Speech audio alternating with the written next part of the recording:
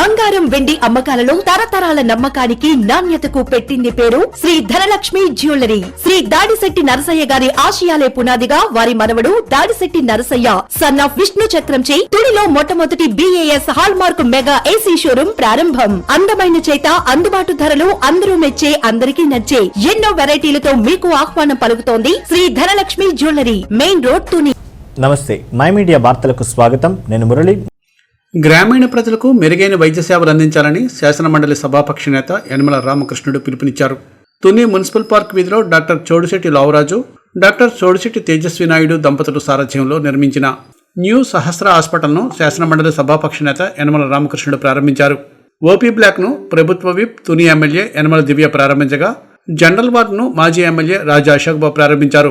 Operation థియేటర్ను ప్రముఖ వైద్యులు doctor KV Durgadas ప్రారంభించారు. ఆసుపత్రిలో వివిధ విభాగాలను పట్టణ ప్రముఖులు ప్రారంభించారు.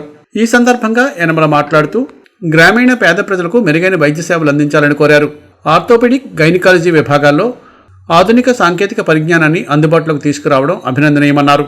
ఈ సందర్భంగా city cable managing director Chodisetti Trimurthyswamy, శాసనమండలి సభాపక్ష నేత యనమల రామకృష్ణుడు, ప్రభుత్వ విప్ యనమల దివ్య, మాజీ ఎమ్మెల్యే రాజా అశోక్ బాబుతో పాటు పట్టణ ప్రముఖులను ఘనంగా సత్కరించి మెమంటోలను అందజేశారు. ఈ కార్యక్రమంలో కూటమి నేతలు, అధికారులు, అనధికారులు, పట్టణ ప్రముఖులు పాల్గొన్నారు.